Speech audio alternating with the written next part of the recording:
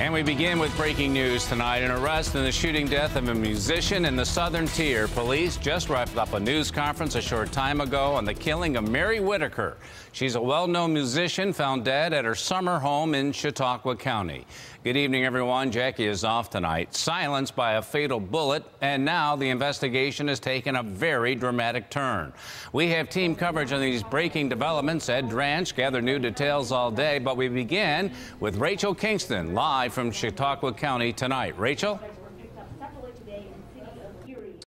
Don, two men have been arrested and charged in relation to the murder of Mary Whitaker. They are 43-year-old Jonathan Conklin and 30-year-old Charles Sanford, both natives of this area of Chautauqua County. Here's what authorities have been able to tell us just in the last hour as this press conference wrapped up. They believe that these two suspects, Mr. Conklin and Mr. Sanford, went into Whitaker's home in Westfield in an attempt to rob her. She was home at the time, and during the course of the attempted robbery, she was shot twice, once in her chest and once in her leg. They believe that that wound to her chest is the gunshot wound that killed her. Now, as of right now, these two suspects are about to be charged in federal court. That will happen a little bit later on this evening. The charges that will be lodged against them, stealing property and transporting it across state lines, carjacking, and use of a firearm in commission of a crime of violence. Those three charges together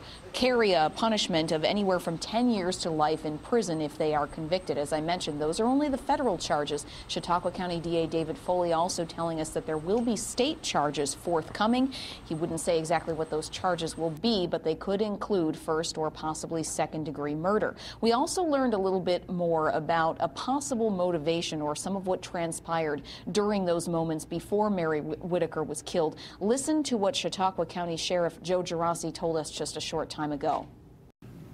During the course of that robbery, Mrs. Whitaker was murdered. She died of a gunshot wound to the chest, but she also had another gunshot wound in her leg. We have reason to believe that she was being forced to give them information, and we don't know if she ever did, but they subsequently stole her vehicle, which was recovered Thursday morning in the wee hours of the night in Erie, Pennsylvania, by the City of Erie Police Department.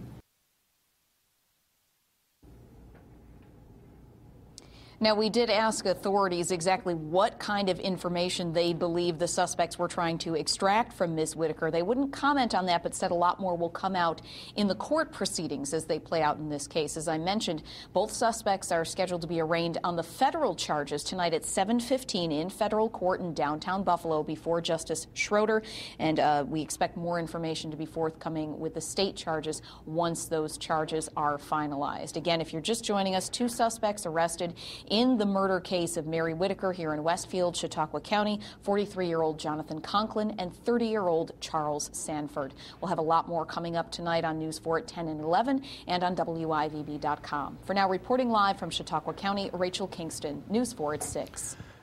Thank you, Rachel. This investigation has taken a lot of new turns after police found Mary Whitaker's car in Erie, Pennsylvania. And then they scoped out a pond right near her summer home in Westfield. News 4's Ed Dranch was there and picks up this part of our team coverage tonight. Ed? And investigators had worked leads in 2 different states to get to this point. The arrest of 2 men in connection to the murder of a well-respected musician. Tonight, many at the Chautauqua institution are still processing what's happened to their colleague.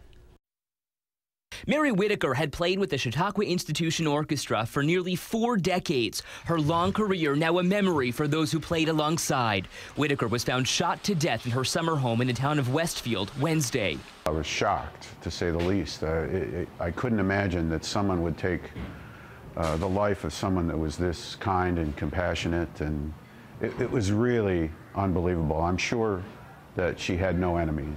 Whitaker was well respected. She inspired me to really believe in something passionately. And extremely talented.